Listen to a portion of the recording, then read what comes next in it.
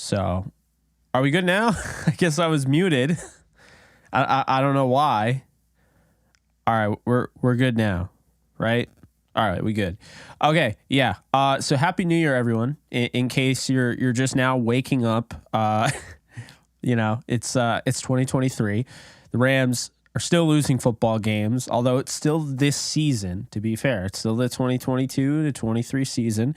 But to start out the way they did, man, and then to lose the way they did was kind of upsetting.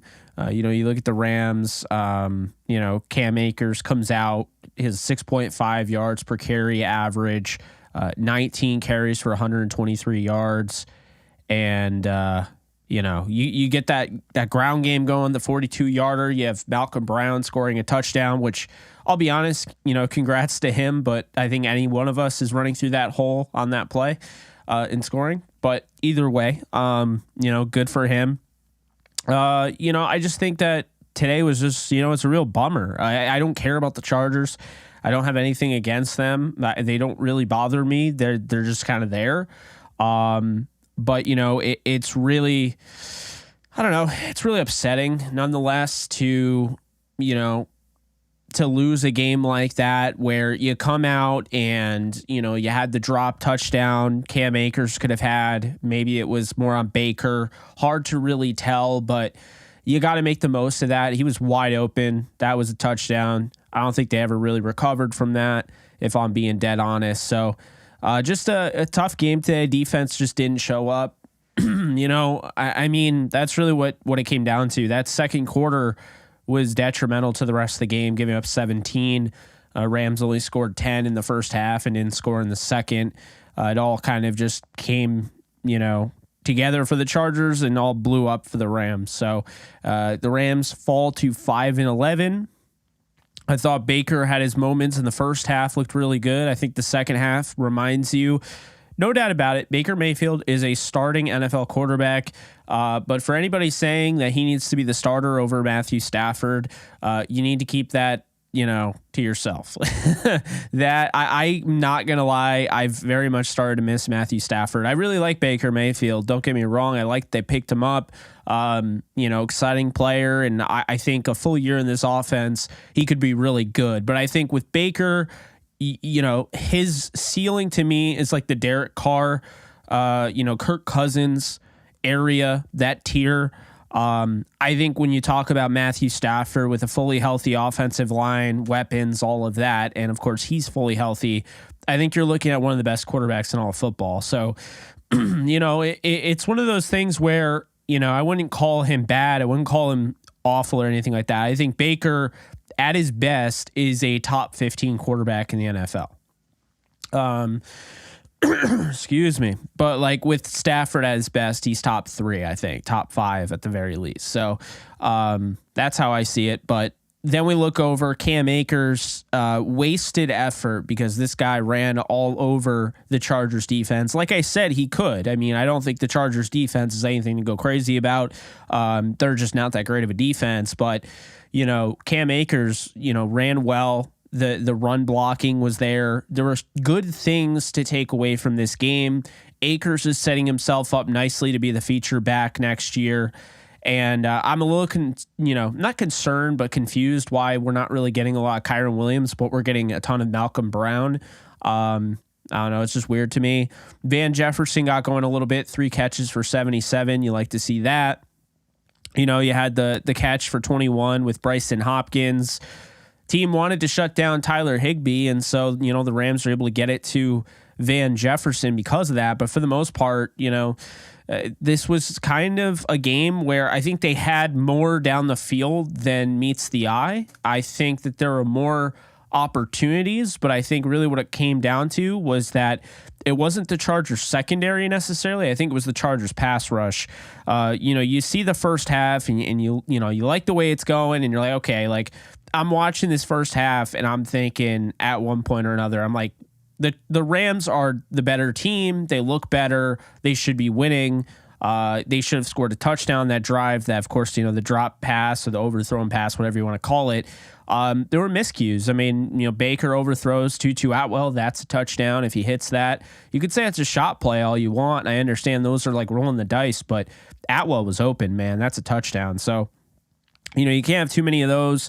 And then, of course, as the game progresses, in the first half, I thought the pass protection was solid. Not the best, but not the worst for Baker.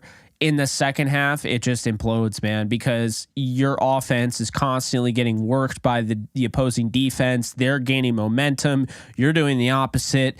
And, it's a lot easier to run. It's a lot easier to go forward and rush the passer over the course of 60 minutes in a football game than it is to constantly have to do your pass sets and backpedal and do things like that. So, I think really that's what it came down to. The Chargers defense, mainly their pass rush, just wore out the Rams offensive line. So then in the second half, I think Sean McVay should have run the ball more, only 19 times with Akers. He went for 6.5 yards per carry. When you have him running like that, I don't know why you don't just keep running the ball. But they, had Baker once again, those deep drop backs. And, I think it really set him up for failure in that second half. I don't think he was great, but I do think that he was definitely hurt by a lot of what was going on around him. And keep this in mind, as much as I like Van Jefferson, Tutu Atwell, Bryson Hopkins, I like Brandon Powell. These guys are not Cooper Kupp. It's not like having Allen Robinson. It's not like having Robert Woods, Odell Beckham Jr. I mean, Van Jefferson was a wide receiver 4, going into this year if they signed OBJ. So keep that in mind. I'm a big fan of Van Jefferson, and he had a good game. But you also have to keep in mind that they don't have a true number 1 wide receiver right now. Van Jefferson could potentially be that down the road. It makes it that much, makes it that much harder, and so that's the thing. I was waiting for somebody to comment on that, the headband. Yeah. So I had the worst headache of my entire existence. I had that today. I missed all of the 1:00 games. I just basically laid in bed and I had this ice pack that I have now basically wrapped around my head with my headband. I didn't even put 2 and 2 together with the whole Baker Mayfield theme. I've worn this before live. But yeah, it's funny that someone brought that up. It's not a Baker Mayfield headband. No, it's actually one of my masks, during COVID, like before they started forcing you to wear the N97 or whatever the hell it's called. I would just put this on, and yeah. So I like it more as a headband.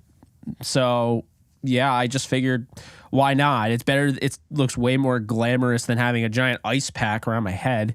Oh, a headband, Jake. How are we going to make that a thing?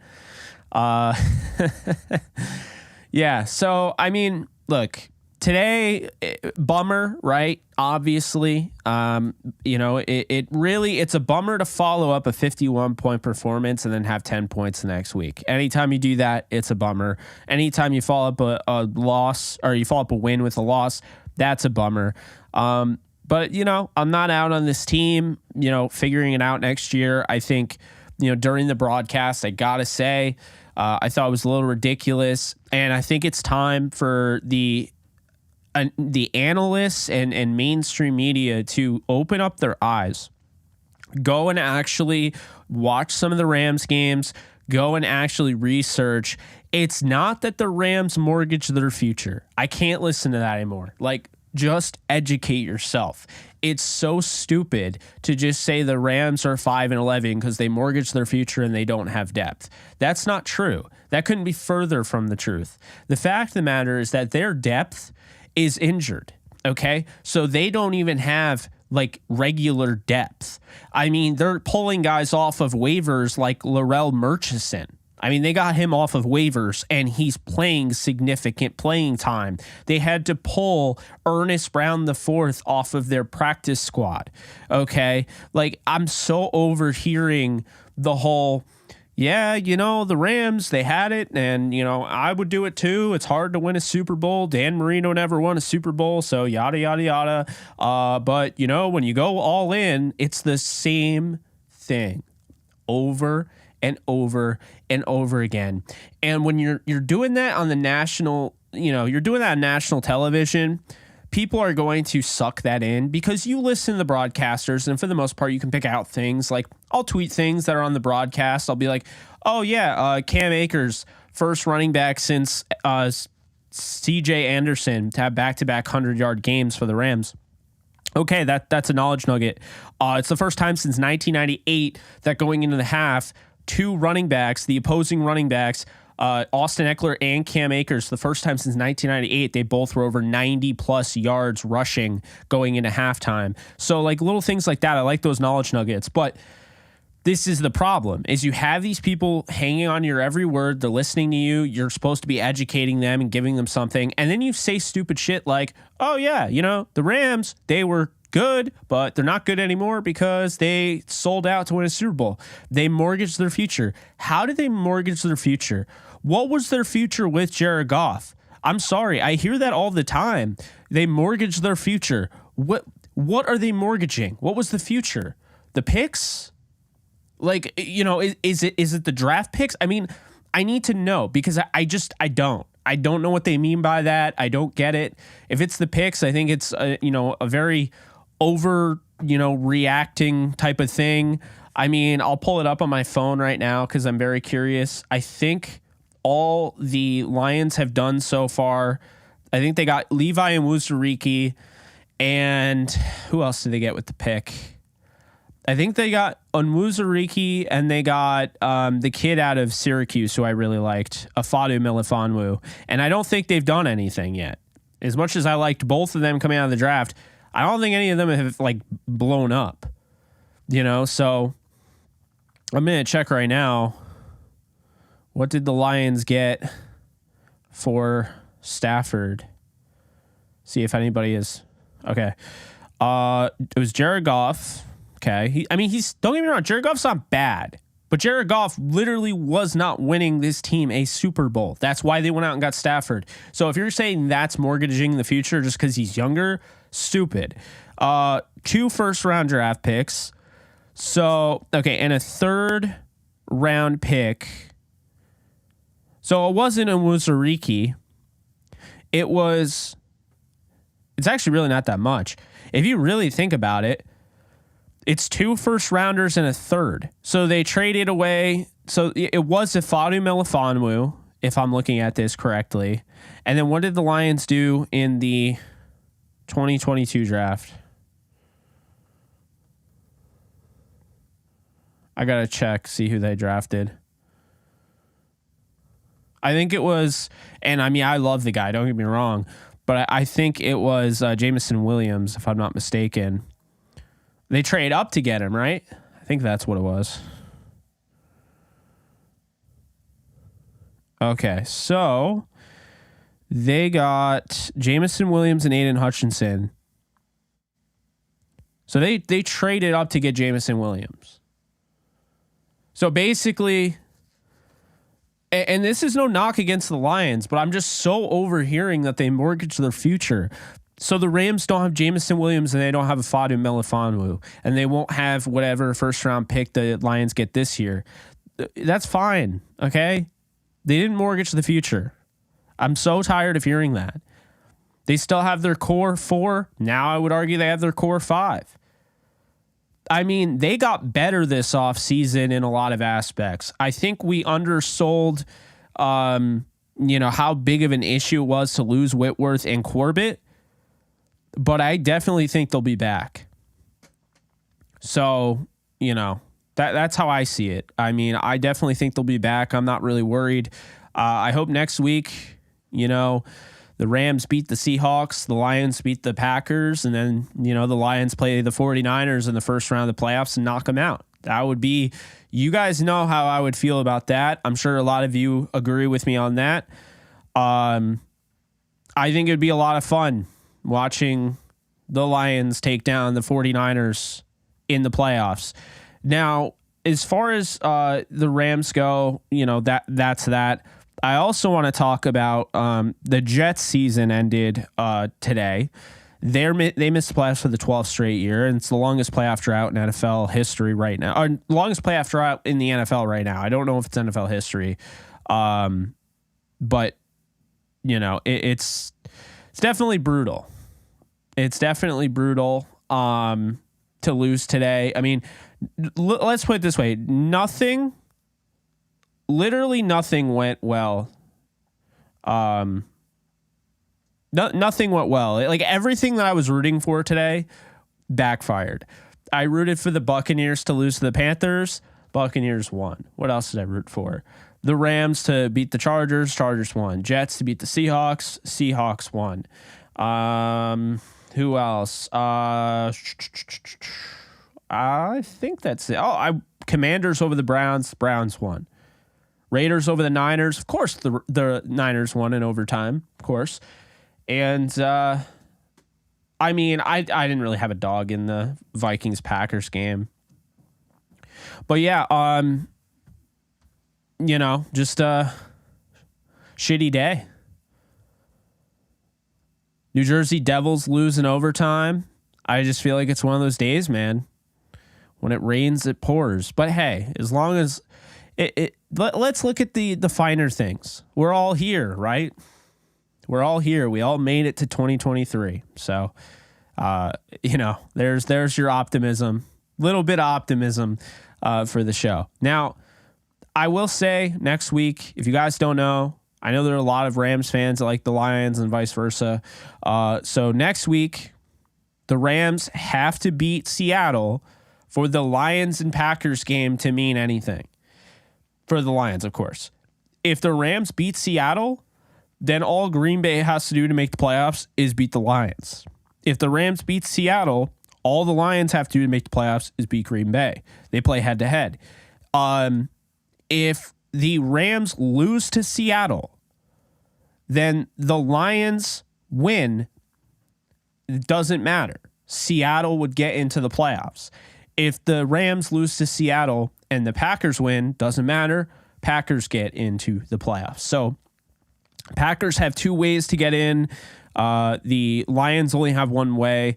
It sucks, but that's what happens when you lose those games early on in the season. They're a way better team than the record indicates, but that's where they're at right now. So it's going to be tough for the Lions to come back. They just beat down the Bears at Ford Field 41-10. But Jared Goff is going to get an opportunity to go back to Green Bay. He played well last year early on in the game. I think he got hurt in it. And then 2020, I thought he had a very valiant effort considering the injuries the Rams were dealing with. And I thought he played well against the Packers in Green Bay then. So, we'll see. Lions Mania, no, it's actually the Packers that you're playing. The Vikings are not playing the Lions next week. They are playing... Who are the Vikings playing? The Vikings play the Bears. So the Vikings, now they're the 3 seed, by the way. Keep that in mind. The 49ers still, I think, have an outside shot. They have an outside shot. Oh, wait, no. The Eagles won today. No, the Eagles lost. So the 49ers might have an outside shot to win the 1 seed, I think, if I'm not mistaken. It's definitely possible at this point in time.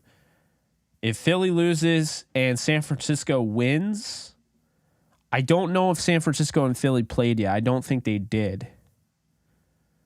I don't think they played at all this year. So, yeah, I don't know. I'll have to look that up. But, yeah, Eagles will play the Giants next week with the G-men having nothing to play for. I think they'll be back.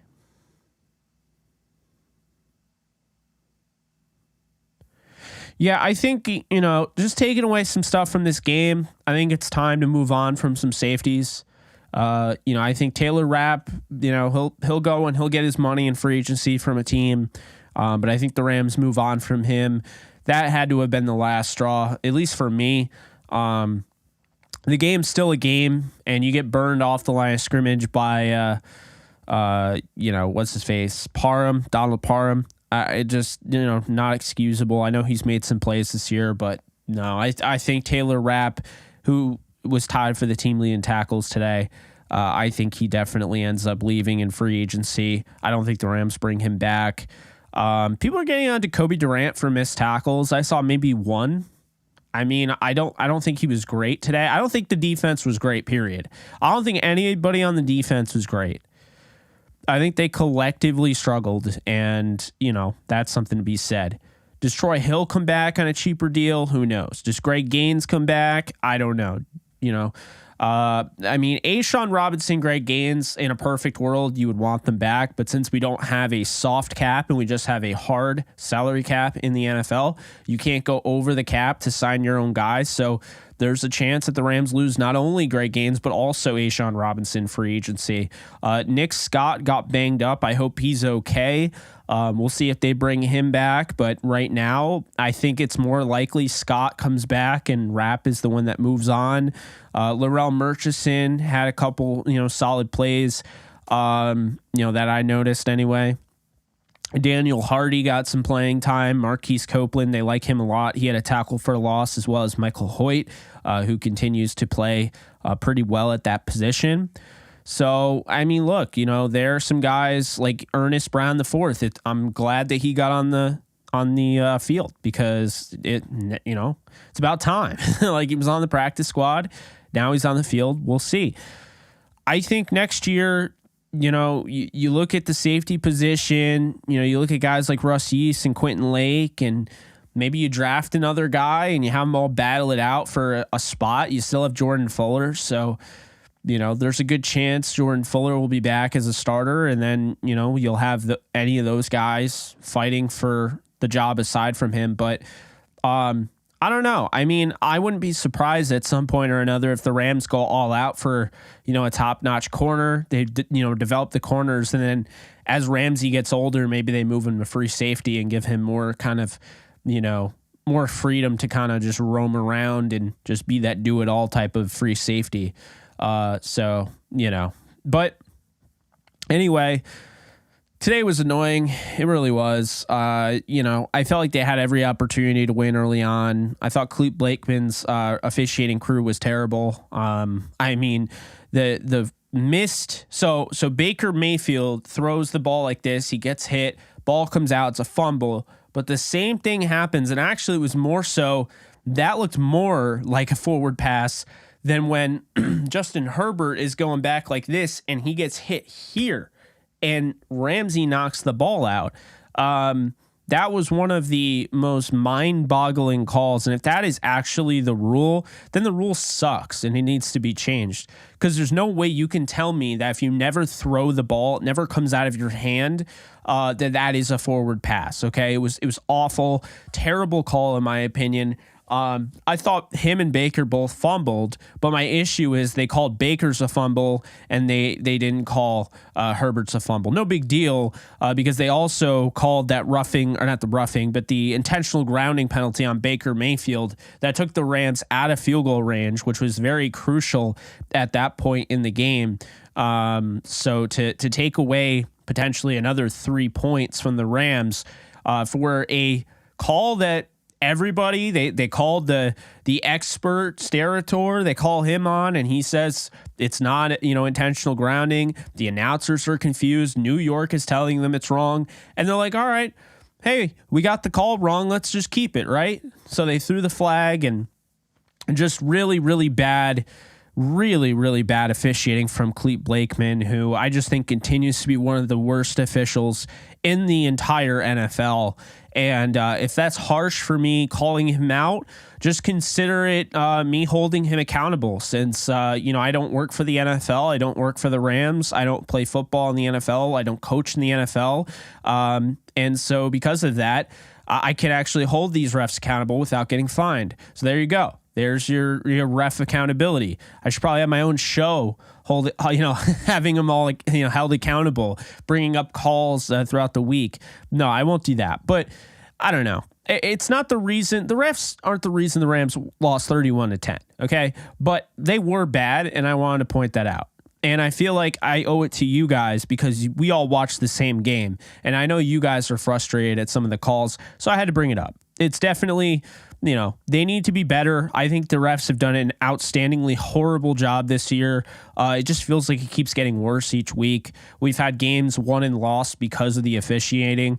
You could argue the only reason Tampa Bay, let's be honest here, the only reason Tampa Bay is in the playoffs because they're not a good football team. I think the Rams are better with all their injuries than Tampa is healthy. I mean, we saw that. They went to Tampa and they lost on the final play of the game. The Rams I don't think they trailed the whole game until the end. So you watch Tampa skeet into the playoffs and they're not a good football team. And it all goes back to that Falcons game. Do you guys remember the roughing the passer call when they got a sack? Grady Jarrett sacks Tom Brady on third down.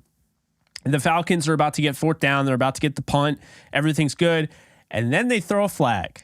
Okay? They throw the flag. They call it roughing the passer. The Falcons used all their timeouts. The game is over. And you just gifted Tampa Bay a win. They needed it because they could barely win, without that. So I don't know. I just think that we've watched this year. There have been some pitiful calls, and people will bring up the Super Bowl and say, well, the Rams wouldn't have won without the Bengals.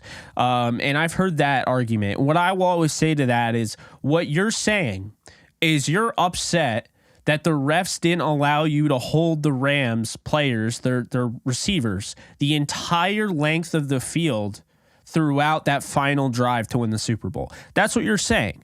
You're saying you're upset you got caught. It's like somebody robbing a bank and then getting mad that they're getting arrested. Like, well, you don't always arrest people. Like sometimes people get away. Why are you arresting me? Like it's the same shit. Like obviously it's not exactly the same, but like that, it's silly to me. Like the idea, the most blatant call I think I've ever seen, missed call I've ever seen was Jalen Ramsey getting his face twisted in the Super Bowl. And then T. Higgins comes down with the catch and goes for 80 yards and a touchdown, completely changes the momentum of the game. That was so bad. That was a horrible missed call. And I feel like the refs can swallow the whistle at times. And I just think at the end of the day, they control so much of the game. It's insane to me. Just watching some of the calls that these teams get, it's bad. And, I feel like they need to be held accountable. But it's not all about, again, it's not about the refs. They lost 31-10. If the defense showed up for even 2 seconds of this game, maybe it's different, but they didn't. Defense had a hard time tackling. Defense, I don't think this was Raheem Morris. I don't think it was a scheme thing. They didn't show up. They didn't look like the feisty defense we saw against the Broncos that had 29 pressures. They didn't look like the feisty defense that we saw last week at all. They didn't look like an aggressive defense. They were very lackadaisical, and it was a frustrating day at the office for the Rams. Now, there's one more game left to go before we close the book on what was one of the most polarizing seasons in Rams history. To win a Super Bowl and then to come out and do this, well, hey, is it that much different than 2019? If you remember, the Rams lost the Super Bowl in 2018. They go into the 2019 season, and it's the same talk. Okay, they didn't deal with the injuries that they have this year, although they had injuries. They didn't deal with them on the level of this year, but it was kind of the same talk. So very interesting stuff there. Almost, kind of reminds you of the 2019 season, and what came after that was the Rams were a better team because of it. Could be another bump in the road. Hopefully this isn't a common occurrence where the Rams can't go and win the Super Bowl without there being a downfall the next year. But it's all part of the game. It's all part of growth, and I think the Rams are going to be better next year. I think they're going to be really good next year because I just kept finding myself Guys, this is the first time it took until week 17 for us to see the first game where the Rams were not in the game going into the fourth quarter. This game was over in the third quarter. This was over. They were not one possession down. They were down by 14. It's the first game all season long where that's been the case going in the fourth quarter. So it took us until week 17 for a team that's 5-11 for them to be down more than one possession going into the fourth. That's saying a lot. I think this team has a lot of heart, a lot of fight, and, I think they will return. They'll be back. Not all of them, obviously. It'll be a new look, but, Wildman Samurai, thank you so much for donating. My highlight button isn't working right now, so I can't highlight any comments. Sick, love technology. We need serious O-line help and a D coordinator. I disagree on the D coordinator part. I think Raheem Morris is definitely a top 10 defense coordinator in football.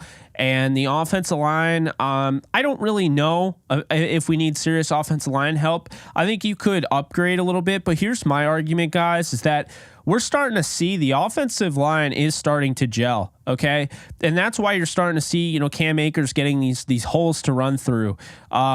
When you get a chance to have an offensive line be able to gel and play with each other multiple games in a row, they start to, they have that continuity. And I think it's really important. You need that full-on chain. They need to be all made of the same material. It's like what I always say. If you have your starting offensive line, okay? You have your starting offensive line. Your starting offensive line, they're made out of steel. Those are the chains. So the chain links are made out of steel. But then you break off one of the chain links because there's an injury and you make it out of paper. Now the paper chain is going to be the weak link of the chain. And then if that paper chain is like, all right, well, we're still a chain, still starting to kind of, all right, then you take off another layer of that chain, and then that part of the chain is made out of a freaking macaroni chain. Now you have paper, macaroni, and 3 steel. So what do you think is going to happen? Well, it's not going to be as sturdy, and obviously we knew what happened. So that's the best way to really explain it, is that the Rams really had to, they just got to the point where they had to play with all these guys that they weren't comfortable with. They had to become comfortable with. And now I think if anything, you learn a lot, obviously you learn way more in your losses than you do in your wins. And I think they learned a lot from this season. I think this is going to be a season that can drive McVay to the top. I think he's going to learn a lot about him when he goes through and he watches the tape of all these games later on during the off season. Personnel decisions are going to be made because of that. And I think he's going to look and be like, man, we need to commit to running the football. I mean, if we found our feature back in Cam Akers, if he's figured it out, then that's great. We have him. We have Kyron Williams. We have Cooper Kupp. We have Matthew Stafford. Allen Robinson, if we decide to stick with him, we also have the option to maybe trade him away and go out and get Brandon Cooks or, sign Robert Woods. I mean, they have decisions to make. It's going to be a fun off season. I hope you guys are here for it because, on the channel, we're going to be covering it all. So that'll be that. But yeah, it's been quite the season, man. Not in a way that it was last year. Very, very different from the get-go. It seemed like nothing that I thought was going to happen happened. Just been very, very weird. Will the Rams beat the Seahawks next week? I don't know. I think they're capable. I don't think Seattle's that great, and they should have beat them at SoFi. So, I mean, they're capable. I don't think it makes a difference that it's Seattle, except for the fact the Rams are 1-6 on the road this year. But, Fernando Cabrera, thank you so much for donating. Scott and Rapp played really bad. Neither progress. I think Scott definitely looks better than Rapp. Rapp was the 2nd rounder. Scott was the 7th rounder. I just don't know if they'll bring back Scott next year. I think he's the most likely, but I don't know for sure. Fernando, thanks again for donating. Sealy, greater than Raheem defense. We can't play soft. Look at the Niner versus Raiders game. Tough game on both sides. We need to copy some of that. I mean, I don't think here's the thing. Okay. Raheem Morris won a Super Bowl and Staley didn't. And Brandon Staley's defense folded like a lawn chair the moment Aaron Donald was out of the defense. So we can't forget that. The moment Aaron Donald was no longer a part of the Rams defense in that Packers game, that defense folded like a lawn chair. What, Raheem Morris is being asked to do is run this defense without Aaron Donald, who is the focal point. And so I think he's done a good job. And I think today is one of those things. It's not on Raheem. It's on the players. I think at some point or another, you have to expect grown men to tackle. You have to expect grown men to cover. I mean, Mike Williams can't be sitting there 15 yards wrapped around him between him and the next defender. That's not on Raheem. It's not, because there's no way you can tell me that his soft shell coverage is wanting him to be 15 yards open. That's not the case. Mike Williams wouldn't be 15 yards open unless there was a clear miscommunication or there was just a lack of effort. And I felt like there was a lack of effort today. I really felt like the defense just wasn't there. So, I don't know. Jake, we were losing games with Aaron Donald this season. Come on now. Well, okay, but was that on the defense or was that on the fact that the offense was averaging 17 points a game? At some point or another, we got to stop blaming Raheem Morris because he kept this defense in the top 15 without an offense almost the entirety of the season. It's not on Raheem Morris. You will not get me to blame Raheem Morris for this season. This season's on the injuries. It's on the lack of running the football. It's on the lack of creativity on the offensive side. It's on the fact that, they're a predictable offense. And the defense was built to keep teams to under 20 points with the caveat that the offense was supposed to score more than 20. And they just don't. They scored 10 today. They scored 51 last week, although the offense didn't do all of that. But, it's been a bad year. It's not Raheem Morris's fault. I mean, I'm just telling you. Watching the tape all season, I can tell you a lot of what's not fair is that, I hear Taylor Rapp sucks. This guy's trash. This guy's trash. No one can tackle. But how is that Raheem Morris's fault? Raheem Morris gets blamed. This is when it's fair to blame him. If the defense just absolutely does not show any opportunity, not that they can't stop, but no opportunity to stop players. We're talking they're running plays, they run an all-out blitz. They run cover zero and Justin Herbert throws over the top of them. That's on Raheem. Another thing that's on Raheem, if this team is not generating any pressure and he doesn't try and throw a blitz in there, he's not making an adjustment. That would be on Raheem. Another thing would be on Raheem. If you're playing against a Tom Brady or an Aaron Rodgers and you're trying to just zone it up against those guys, they'll pick apart your zone. That's on Raheem. Okay? Raheem Morris has played aggressive defense when he's had to this year, and it has worked. Look at the Broncos game. This game, I'm telling you, was more about the players. They looked lost today. They did not look like the same defense last week.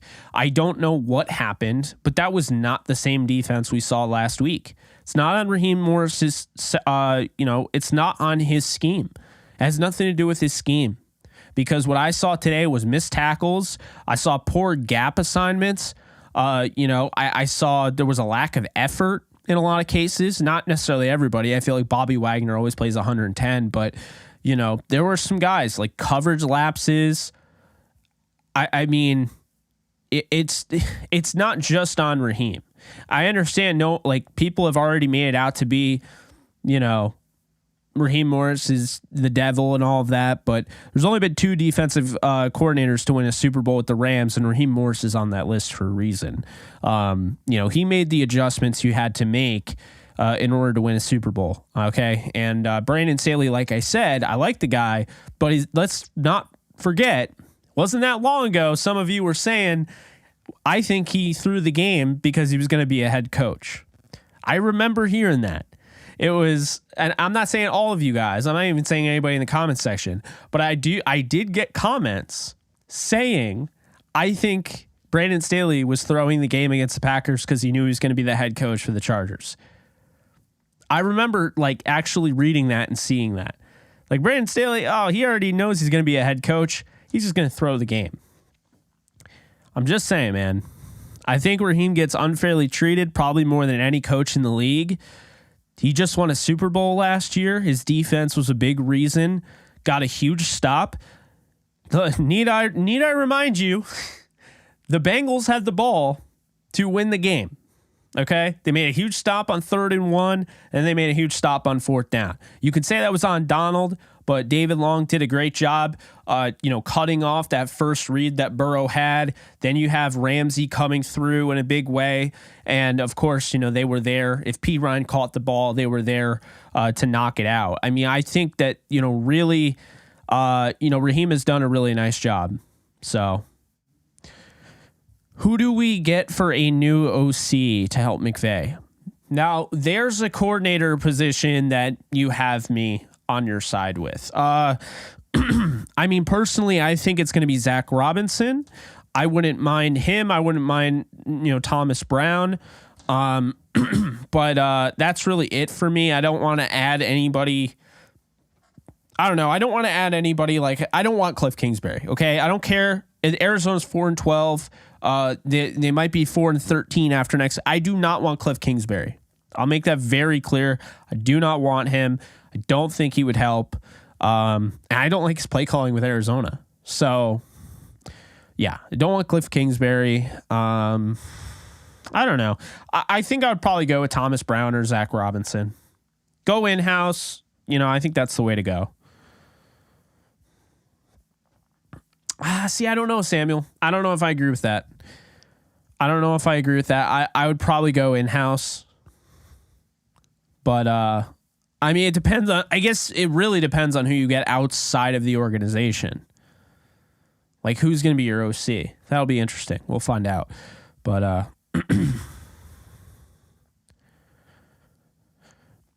yeah, but Mark, that comment, though, about Chase stumbling, you have to keep in mind, Ramsey stumbling, you have to keep in mind that wasn't even an option. That's not Aaron Donald.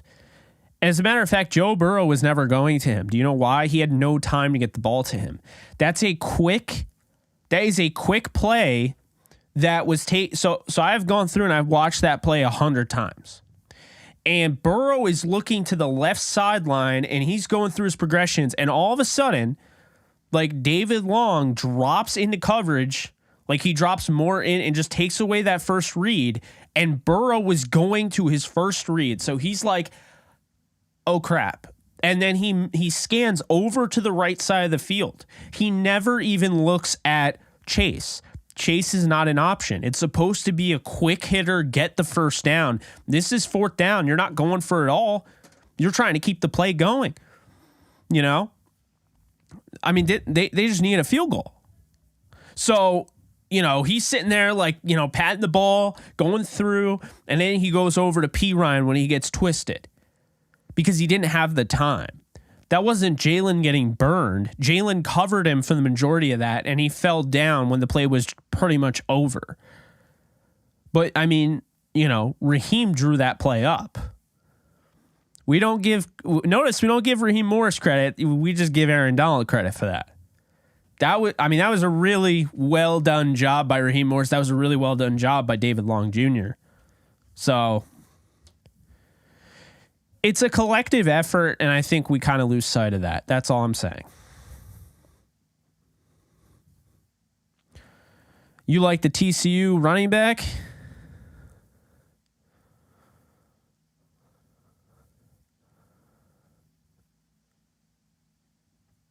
What we need is a red zone coordinator. we need a running back monitor. We need a shock bracelet on Sean McVay's wrist, where if he stops running the ball, it detects that he stopped running the ball for too long, and it shocks him and be like, Sean, run the damn ball.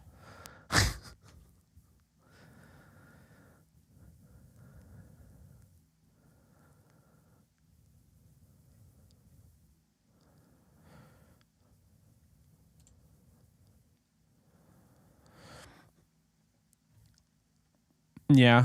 Frank Reich would be interesting. I think Ben Johnson could get a head coaching job. Absolutely. He's done a really nice job. They make the playoffs, I think he will. Maybe even if they don't. So do you think we stick with Akers as number one going forward, Jake? Mark, I think that's very likely right now. I don't get the vibe that they're just running with Akers to build up that trade value. I mean, I'm sure if someone called, they would listen to offers, but if Akers is back, they know it. They see him in practice. They've already seen him at his low. They've seen him at his highs. Like, I think they already know how they feel. So, I mean, I would say next year it's Akers and Kyron Williams, and then they draft a running back later in the draft.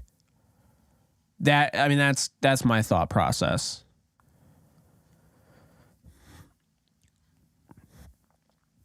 The starting line was bad in week one because, I mean, it came out not long after. What's his name? Joe Noteboom got hurt on one of the first plays of the game, so he played injured with that calf. Not easy. So it's already hard to stop Von Miller healthy. But when you're playing with an injured calf muscle, yeah, that's not going to be easy. So you have that, right?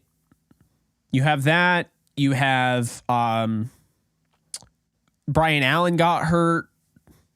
And let's not forget, the Bills had a really good pass rush before they got doused in the flames of injuries. I mean, that's really what happened.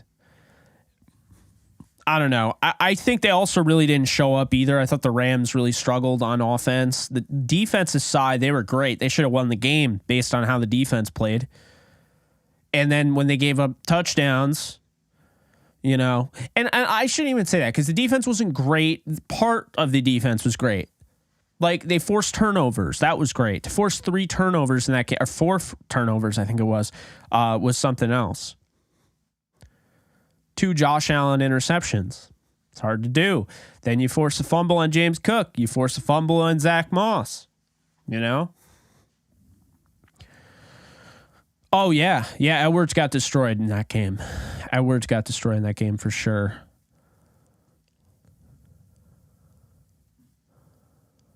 Garrett Riley, Lincoln Riley's brother, is the OC at TCU.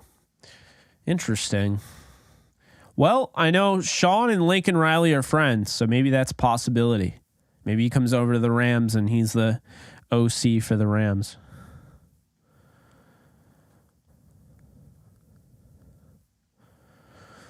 I would only trade 2 first rounders for Brian Burns.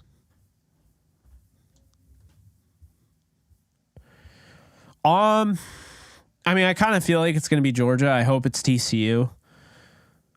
Just because everyone's constantly telling me how amazing the Big Ten is and how bad the Big 12 is. And there's a Big 12 representative and not a Big 10 representative, which I find funny. It would be really funny if Big 12 beat the SEC. I would enjoy that.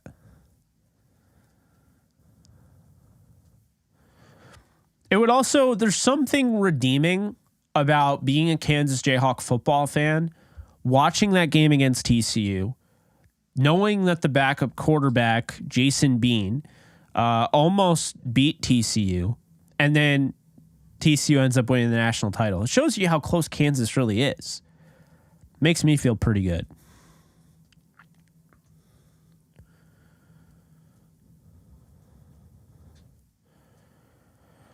Yeah, I don't know. I mean, Reich wouldn't be a bad option. I like the in-house options. I like Zach Robinson. He's a guy. I think he's probably the favorite.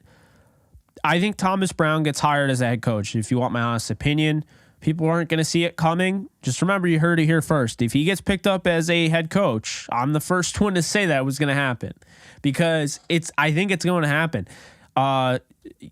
Thomas Brown. The thing about him is that everyone looks at it, well, he's never been an offensive coordinator. And why are they going to hire him right as being a tight ends coach and a running backs coach? Well, that's the point. He's a tight ends coach and a running backs coach right now. And he's been the assistant head coach for the last 3 years. And he's won a Super Bowl with Sean McVay. And he's around Sean McVay. You don't think teams are interested in that? Like, for real. You know? I'm just saying. I think it's very possible. I think it's very possible that Thomas Brown ends up being a head coach. I think it's going to happen. I won't even say it's possible. I think it's going to happen. Mark, Kansas safety Kenny Logan Jr. is a stud. He absolutely is. Would love him on the Rams, but I'll take him with another year with Kansas. He did decide to stay in school. Love that for him. Kind of wild. The Rams and gluten-free Rams get flexed for this game. Oh boy. Do I even want to know what's going on? Is it bad? Is it what's happening right now? The gluten-free Rams, that's great. 3-0 Steelers.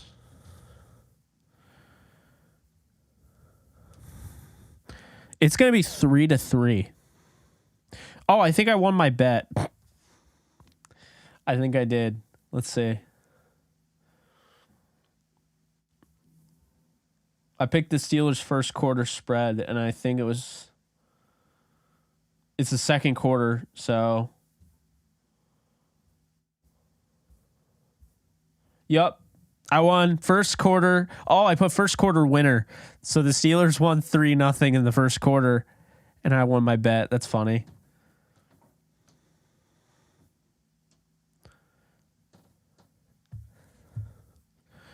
Yeah, this is going to be one of those ugly games. I had like 19-17. I think the Steelers get it, but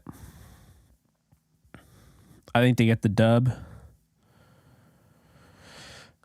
This promo on not Prize Picks. This promo on FanDuel, J.K. Dobbins just has to have 20 more rushing yards in this game, and Pickens has to have 25 receiving yards. And I hit this promo.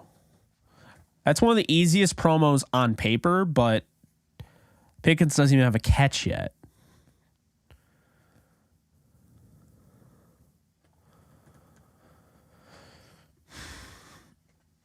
Yeah, I mean, I could definitely see Brown getting the promotion for sure.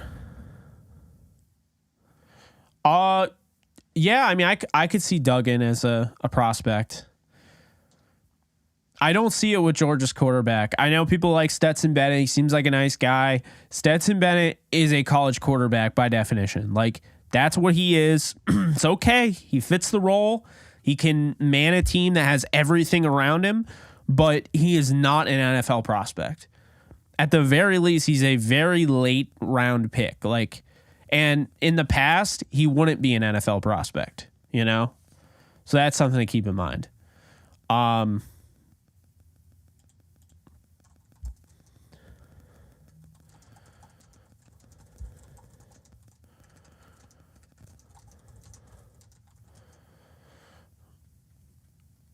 Let's see. Yeah, I'd like the Steelers to win. I mean, right now, how does the AFC playoff race look?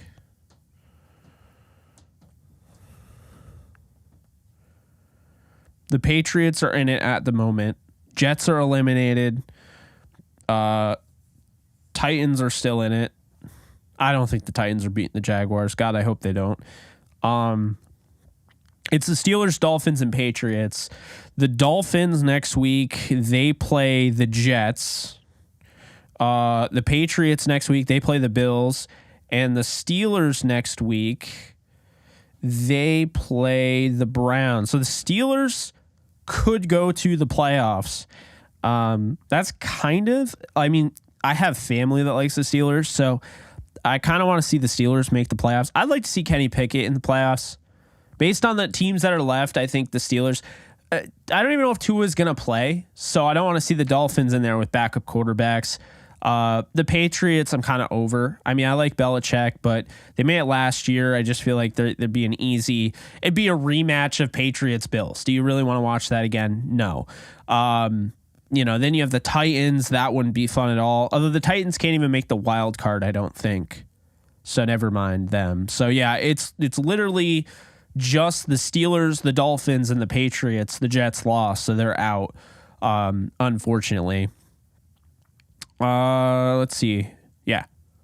Jaguars and Titans will face next week to go to the postseason. Alex, you don't think my cousin wants his team in the playoffs? Fernando, thank you so much for donating again. I don't know who's going to be the OC. I guess if I had to put money on it, I think it'd be Zach Robinson, but it would be very, very small money. Would not even be a full unit of betting. I'd probably put like $5 down that it is Zach Robinson. I wish I knew how much money it costs or how much money I could make putting money down on Baker Mayfield going into the Jets next year. I feel like that is very likely. I mean, I think Jimmy Garoppolo is too, but I don't know. Yeah, I mean, Zach Robinson will probably follow if he doesn't get promoted, and neither does Thomas Brown, and Thomas Brown gets a head coaching job, or even Raheem Morris. Zach Robinson would probably follow them, I would imagine. But I don't know. I mean, that the Rams took him. Don't forget where Robinson comes from. The Rams plucked him off of PFF. He was a PFF analyst that the Rams took from PFF and made him an offensive assistant. They've built him up. That career he's had, they've built him up. So I don't know, man. I feel like that's a guy that you probably want to promote. Jets need to win and Bills need to win. Yes. So if the Jets and Bills win and the Steelers win out, they have to win tonight and they have to beat the Browns next week. The Steelers get the 7th seed and they'll play the Bills. And that defense, I'm not saying they're going to win. And to be honest with you, I think the playoffs are made in a way where the 2 seed is always going to beat the 7, because I just don't think the 7 seed's very good. But the Steelers defense could give them a little bit of a run. And then if they commit to the run here, they're able to get the run game going against the Bills. Could be an ugly game. That's the only way the Steelers are going to win that, if they can make it ugly. As of right now, Seattle has the 7th seed. If they lose to the Rams and the Lions or Packers, whatever result happens, those 2 teams, which either or, will be the 7th seed. And if that's the case, they would play the Niners. And I actually think the Lions have a shot to beat the Niners. I think the Packers do not have a shot to beat the Niners. And I don't think Seattle has a shot in hell to beat the Niners. So it would be Eagles by 49ers taking on Lions, Packers, Seahawks, whichever team there. The 6th seed Giants would be taking on the Vikings. And then Tampa would take on Denver. Or not, where the hell did I get Denver from? Tampa would take on Dallas in Tampa, which is ridiculous. The fact that they can host a playoff game at 8-8. Ridiculous. They might be 8-9. Who do they play? They play the Falcons. Okay, so they'll probably be 9-8. Can't stand them. And then the AFC side, Chiefs bye, Buffalo Bills take on the New England Patriots. Although I just realized something, because if the Bills lose to the Bengals take the 2nd seed. So that's really interesting. I didn't even think about that.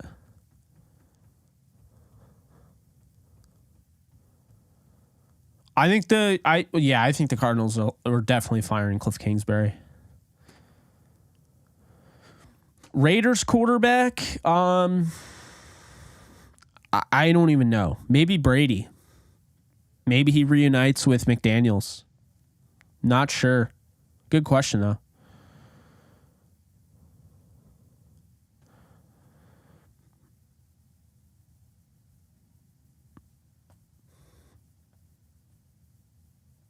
You got to be kidding me. Did Pickens catch So he caught a pass, got yards, and they said he was out of bounds, so it doesn't count. I just need 25 yards from the guy. If I don't get 25 yards out of Pickens, I'll be pissed.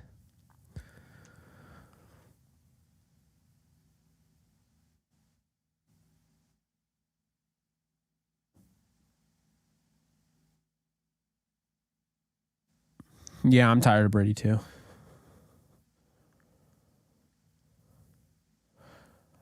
I could see the Raiders going after Baker. I could see that. I mean, I think let's be honest here. I think Baker's going to go wherever he feels, is the best place to start. I don't think he's going to be a backup. That's why I don't think he comes back to the Rams. I don't see him, unless there's no market for him, which I already heard that there is a market for him. Like, I don't see him coming back to the Rams. The Rams would have to pay him like $25 million for him to back up. And I don't even think that'd be enough. I don't think he's going to back up. I don't think he wants to be a backup. I don't blame him. He's a starting caliber NFL quarterback. He may not be super high on that totem pole, but at the very least, he's top 15 at his very best. So that's something to build off of, I think.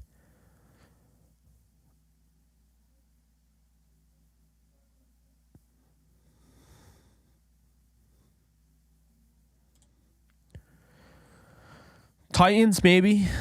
God, I don't know why he would go there, though. Might make sense having a guy like Derrick Henry, but I don't know. He won't be there that long. Might even get traded this offseason. Wouldn't be surprised if he demanded a trade. You know, but all right, guys. I mean, it's getting that time. We just are over the hour mark. Appreciate everybody joining. We're here in 2023. The Rams did just lose. The Jets lost. Channels in shambles. No, I'm kidding. We'll be good. We're going to have plenty of content, draft content. The NFL show Alexis and I are going to start doing every Friday night. You guys better show up. I'm kidding. We'd like you guys to show up. That'd be nice. So we're going to be doing an NFL show, Alexis and I. If you haven't heard the news, we have committed to that. We've already had the discussion. It's happening. So you'll get more content from us. It's going to be a live NFL show. We'll interact with you guys. It's going to be full NFL. So not just Rams, not just Jets, not just any of that. It's going to be the full league. So we're excited to do that. We're going to have less of a downtown Rams outlook on the interviews, and it's going to be more open. So, anybody will be interested in the interviews, the Jake Ellenbogen Mortgage, the YouTube channel future. Yeah, right. So that's how that's going to go. Okay. We're going to have interviews that aren't going to be uniform to DTR. You'll find them on all of that. So, I think, I think we'll be able to start having old guests on. I think we'll have more NFL centric guests. So that'll be fun. But we'll also have 2 Rams podcasts. So on this channel, to recap, you'll have an NFL show every Friday. You'll have multiple draft interviews a week. I say multiple. That could be up to 5. I don't know. I don't know. But you'll have multiple draft interviews. You'll have an NFL show airing Friday live. Alexis and I engaging with you guys and, talking about the entire NFL. And then what else are we doing? Oh, we got Believe in Rams. Story time with Cam, which I can't wait to do in 2023. He's a former Rams linebacker. In case you guys don't know, Cameron Lynch, my co-host of Believe in Rams. He's got many stories, okay? Many stories about playing in the league, and he's going to share them in Story Time with Cam coming to a Believe in Rams podcast near you. So got that. And we also got Downtown Rams podcast with Alexis Kraft and I. We've got our NFL show, which is untitled at the moment. We'll try and figure out a title at some point. So a lot of stuff going on, plenty of content, not just Rams content, also NFL content. Plus we'll probably get back into the gaming. Plus we'll probably have the Q&A during the off season. So, keep this channel flying around and going. I wrote down for the first time ever. I don't know if you guys do this. I always thought it was kind of lame, but I decided to do it this year. And no offense, because I don't think it's lame anymore, but I used to. I wrote down my goals for 2023. Okay. And in the effort of being as transparent as possible to my audience, here are my goals for 2023. Okay. Fitness wise, get in the best shape of my life, because right now I'm not in the best shape of my life. Camera adds 10 pounds to be fair, but you also can't see the bottom half. No, I'm kidding. But still, I want to get in better shape. That's the first thing. Second thing, get to 30,000 subscribers and 10 million views by the end of the year. Okay, those are my two goals. One is just kind of, I guess, based on how I feel, right? I want to get in the best shape of my life. And number 2 is about the channel. 30,000 subscribers, 10 million views. We're at 5-something million, I want to get to 10 million and I want to get to 30 million or 30. like 30 million subscribers, but I mean more so 30,000. We're at almost 17,000 subscribers. Appreciate you guys for making an incredible 2022. Huge step forward for this channel and for my personal brand. It's just continued to go up. So, hopefully I still have you guys. I imagine I will, but hopefully I still have you guys because we're going to have a lot of content, all sorts of draft content. So buckle up, get ready, appreciate you guys. Happy 2023. Happy New Year to everybody. And, I'll see y'all soon. Later, folks.